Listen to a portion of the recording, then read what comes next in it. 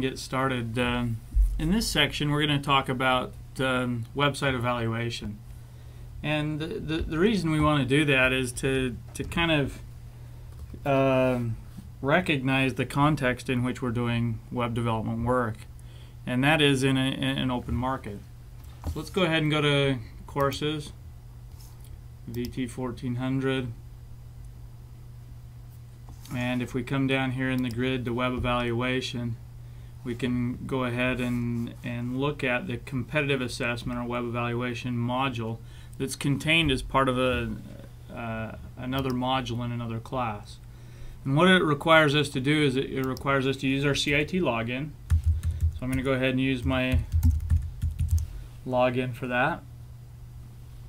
And it'll take us to this page. Now, it may take you to a previous page. So if I go back here to, it may take you to a page where it says you do not currently have an idea. So you may have to say new idea or new project and say new idea and then make that project your active project. Then you can go back in and go into the competitive assessment segment and web evaluation portion of that. And what it does is it gives you again, this is a little interactive module to kind of evaluate the market or the competitive environment that you're placing your website into. So across the top, what you have are the criteria. So useful content, clear purpose, graphics and media, navigation, speed, functionality, interactivity, findability, contact information. Those are key things that users always look for in a given site. Now, let's say that we're going to do an evaluation for the car industry. Say you want to start a new car company. Let's type in Toyota.com, Honda.com. So we're figuring out down this list down this side is who are the competitors with this industry. So Toyota, Honda, let's go to Chevy.com. Let's add a few more. So we want to add, let's see, Lexus.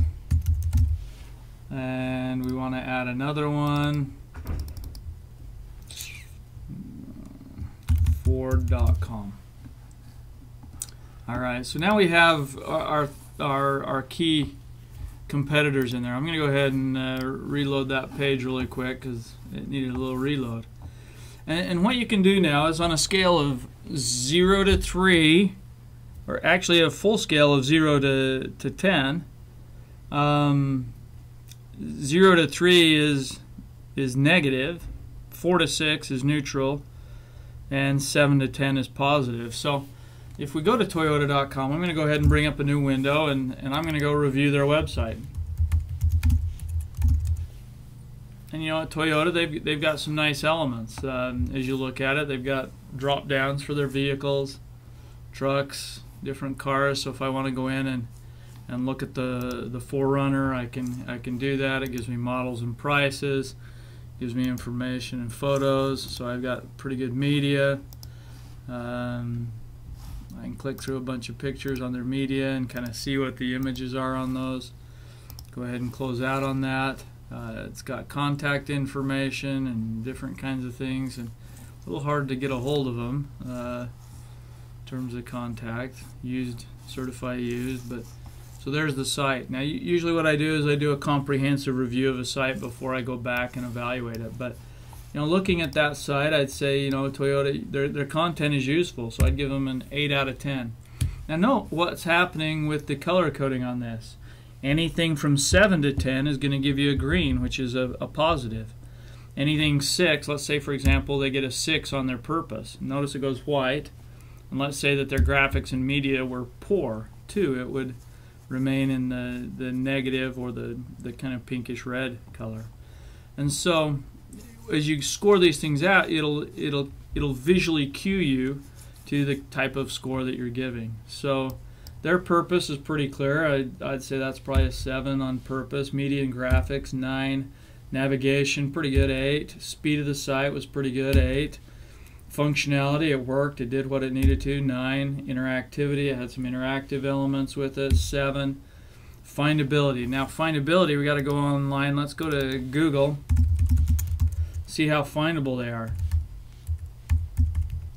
So I type in Toyota, and they've got an ad for the top one, and then they get the natural listing or the organic listing as top 2. So their findability is pretty high. So I'm going to say a 10 on findability.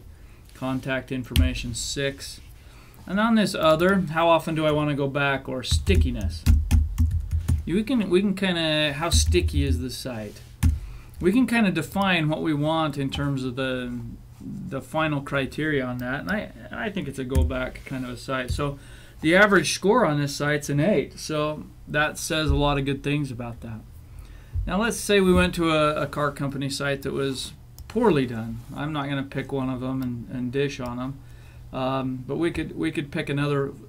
I'm going to just say poorcar.com, and so let's just assume they did really poorly, just so that we can have some comparisons. They were a 3 on content.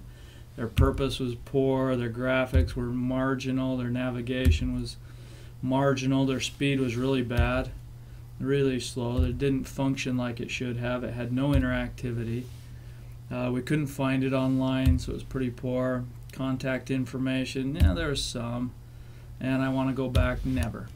So then you get a 2.8. Now you can kind of see that this poor car company got a 2.8 on their ranking versus an 8. That 2.8 says a lot because they spent time, effort, and money to create a negative impression of their site. So these metrics and these numbers actually mean a lot in the evaluation, and we can use this to identify weaknesses of competitors. We can identify competitors that really aren't competing, who don't have a number of the user criteria set up that they need to.